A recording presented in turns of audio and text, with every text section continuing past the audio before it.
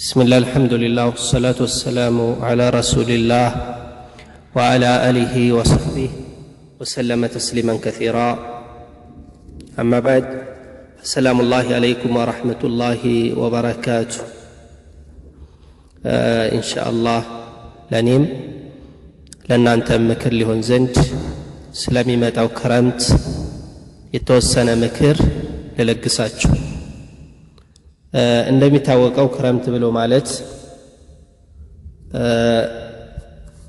አላህ Subhanahu Wa Ta'ala ላገራላቸው ባሮቹ ትልቅ ዒባዳ የሚሰራበት ወር ነው።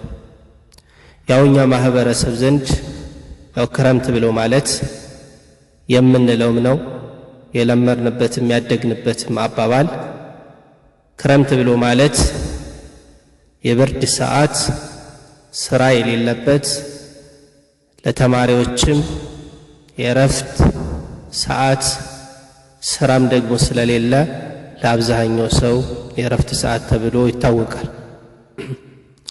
ግን ክረምት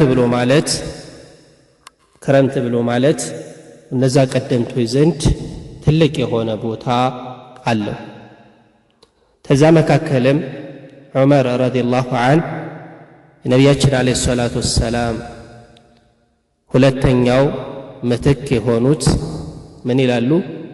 ስለ ክረምት አስመልክተው ሲናገሩ አሽታኡ ገኒመቱል ዓቢዲን፣ ክረምት ብሎ ማለት አላህን ለሚገዙ አካሎች አላህን ለሚፈሩ አካሎች ምንድነው? ትልቅ እድል ነው ይላሉ። ትልቅ ገኒማ ነው ይላሉ። ይህ ብሎ ማለት እድልነቱ እንዴት ነው ከተባለ በልጃቸው ንግግር ይብራራልናል ብዬ አስባለሁ። አብደላህ ብን ዑመር ረዲየላሁ ዐንሁ አላህ መልካም ስራቸውን ይውደድላቸውና እሳቸው ምን አሉ? ስለ ክረምት ሲናገሩ አነሁ ካነ ኢዛ ደኸለ ሽታኡ ቃለ ያ አህለል ቁርአን طال الليل لصلاتكم وقصر النهار لصيامكم فاغتنموه ይሉ ነበር። ታላቅ ሰሐቢ አብደላህ ብን ዑመር ክረምት ሲገባ ምን ይላሉ? እናንተ የቁርአን ባልተቤቶች ቁርአንን የምትከተሉ አካሎች ሆይ ይላል። ጥሪ እያደረጉ ማለት ሌሊቱ ረዘመ ለሶላታችሁ ይላል። ቀኑ ደግሞ አጠረ ለጾማችሁ ይላል።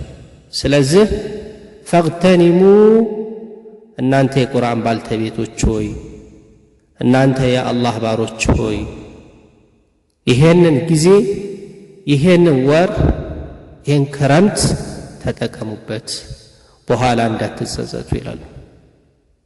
ይህ ብሎ ማለት ሌሊቱ ረዘመ ብሎ ማለት ሊሶላቲኩም ብሎ ማለት ምን ማለት ነው?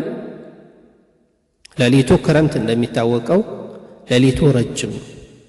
ስለዚህ ተነስታችሁ ቅያመ ለይል የሌሊት ሶላት ስገዱ ማለት ነው። ወቀሰረ ነሃሩ ሊስያሚኩም ብሎ ማለት ሌሊቱ ደግሞ አጭር ነው ማለት የክረምት ቀኑ አጭር ነው፣ ሌሊቱ ረጅም ነው። ስለዚህ ቀኑ አጭር ተሆነ ምንድነው የሚደረገው? አጭር ስለሆነ በጾም አሳልፉት። የሱና ጾሞችን እየጾማችሁ ሰኞ፣ ሐሙስ፣ ሌሎችንም እየጾማችሁ ይሄንን የክረምት ቀኖችን በጾም አሳልፉ፣ ሌሊቱን ደግሞ በሶላት አሳልፉ ይላሉ የታላቅ ሰሐቢ ረዲየላሁ ዐንሁ።